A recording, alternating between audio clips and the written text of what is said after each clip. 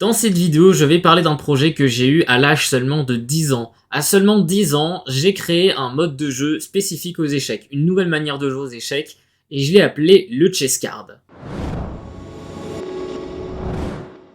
Le chess card, c'est un jeu qui se joue avec seulement un paquet de cartes et un jeu d'échecs. Comment ça marche? Le principe est super simple, c'est comme une partie d'échecs, sauf que vous ne choisissez pas complètement les coups que vous jouez. Pour savoir ce que vous jouez, vous prenez une carte du paquet, vous piochez une carte du paquet, et selon la carte que vous piochez, vous devez jouer une pièce. C'est un jeu que j'ai imaginé lors d'une compétition d'échecs. Je joue aux échecs depuis mes 6 ans et demi, et j'ai fait beaucoup de compétitions à l'échelle régionale. J'ai d'ailleurs 5 titres de champion du Nord jeune, et un titre de champion du Nord-Pas-de-Calais aussi en jeune.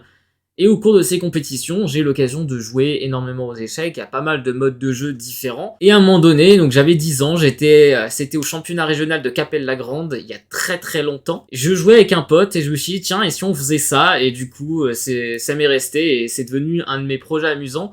Ce qui est quand même assez drôle, c'est de se dire que j'ai imaginé un jeu quand j'avais 10 ans, et pourtant, je me suis pas rendu compte tout de suite de à quel point c'était un truc de fou. Dans la mesure où c'est seulement quelques années plus tard que j'ai commencé à me dire que la création de jeux c'était vraiment quelque chose qui me passionnait énormément.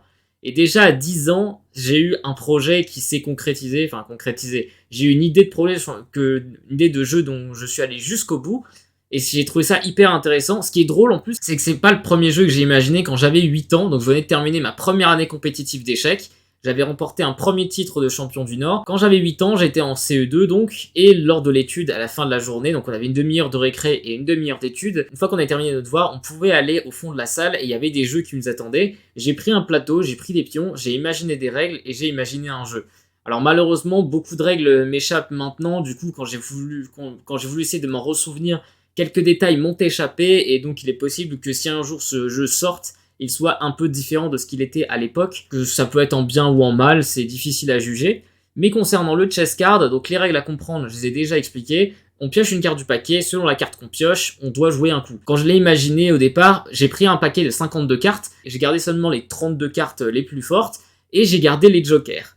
Donc du coup, si on pioche un 7, un 8 ou un 9, il faut jouer un pion. Si on pioche un 10, il faut jouer un cavalier. Si on pioche un valet, il faut jouer un fou. Si on pioche une dame, il faut jouer la dame. Si on pioche un roi, faut jouer le roi, et si on pioche un as, faut jouer l'as. Si on pioche le joker, on peut jouer n'importe quelle pièce qu'on veut. Si jamais on ne peut pas jouer la pièce qui est indiquée sur la carte parce qu'on ne l'a plus ou parce que ce n'est pas légal de jouer un coup de cette pièce-là, on repioche une carte jusqu'à ce qu'on puisse jouer la pièce en question. Une fois que le paquet est vide, on remélange, on remet en place, et on continue à jouer comme si de rien n'était. C'est vrai que qu'elles étaient présentées au début, elles étaient plutôt pas mal, mais elles présentent quand même quelques défauts. Le défaut étant que plus la partie avance, plus on va se retrouver dans des scénarios où on va des fois piocher 15-20 cartes avant de tomber sur la carte qu'on souhaite, et ça peut être très ennuyeux. Avec le temps, du coup, j'ai pris en compte ces changements, et j'ai fait en sorte d'améliorer ce système. On se retrouve sur le traitement de texte du jeu Chess Card. Donc ici, il y a la composition des cartes, donc 50 cartes. Et il y a des nouvelles cartes qui ont été rajoutées par rapport à celles que j'ai mentionnées tout à l'heure. Je fais un rappel des règles des échecs pour ceux qui ne sont pas forcément initiés aux échecs. Si on descend un petit peu et qu'on arrive du coup à ce paramètre règle du chess card, lors du premier coup, les joueurs doivent obligatoirement jouer un pion B, D, E ou G. Ça fait qu'en gros, la personne, quand on joue un de ces pions-là, ça fait qu'on a un fou qui est libéré, et ça c'est important. Donc, par la suite et jusqu'à la fin de la partie, les deux joueurs doivent piocher une carte et doivent jouer un coup respectant la contrainte indiquée par la carte. J'y ai déjà expliqué les pièces de base, mais si on pioche la carte pièce légère, ça veut dire qu'on peut jouer soit un fou, soit un cavalier. Si on pioche la carte pièce lourde, on peut jouer soit une tour, soit une dame. Si on pioche la carte pièce à courte portée, on joue soit un pion, soit un cavalier, soit un roi. Si on pioche la carte pièce à longue portée, on peut jouer soit un fou, soit une dame, soit une tour. Et une petite règle un petit peu spéciale, c'est que si la personne ne dispose plus que de son roi, il n'y a que son roi qui a le droit de jouer, alors dans ce cas, la personne ne prend pas la peine de piocher des cartes et joue directement son roi. J'ai également prévu un système de notation de parties, puisque les parties officielles d'échecs sont notées sur des feuilles spéciales, et par conséquent, j'ai pris en compte ce détail en créant du coup une notation spécifique dans une partie normale. Si on veut mettre le fou en C4, on va écrire grand F parce que ça va être du fou, petit c et 4 pour fou en C4. Et donc là, par exemple, si j'ai pioché une carte fou et que je joue le fou en C4, je devrais écrire grand F, 2 points, F, petit c, 4. Un petit peu compliqué, mais voilà.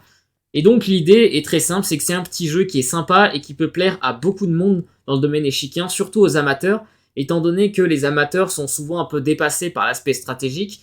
En rajoutant une dimension un petit peu aléatoire dans le jeu, on peut réduire un petit peu l'écart entre un bon joueur et un joueur un peu plus moyen, et ça rend le jeu plus dynamique et un peu plus fun, et je pense que ça peut avoir un gros succès parmi les joueurs de club. Le Chess Card, c'est un jeu simple, mais qui peut fonctionner. Si jamais un jour ce jeu doit sortir, ce que j'espère quand même, il ne sera pas à un prix très élevé et il sera destiné vraiment à beaucoup de joueurs, à beaucoup de monde dans le domaine des échecs. Les échecs qui sont d'ailleurs devenus récemment un sport et qui plus est, les échecs connaissent une croissance. Alors pas une croissance fulgurante, mais des séries comme par exemple The Queen's Gambit ont pas mal aidé à populariser son succès et du coup je pense que ça peut être intéressant de proposer une nouvelle variante du jeu d'échecs. Il existe d'autres jeux similaires comme par exemple le jeu Tempête sur l'échiquier où en gros chaque joueur va avoir des cartes en main qu'il peut utiliser pour créer des combinaisons, ce genre de choses. C'est hyper amusant quand on joue aux échecs et qu'on a l'occasion de jouer un jeu comme ça. Moi-même j'ai eu l'occasion de tester parce que j'ai un vieil exemplaire du jeu Tempête sur l'échiquier, c'est vraiment super fun. Si cette présentation vous a plu, n'hésitez pas à me contacter et n'hésitez pas aussi à regarder les autres vidéos projets de cette chaîne. Et vous pouvez aussi consulter ma chaîne YouTube dont le lien se trouve dans la description.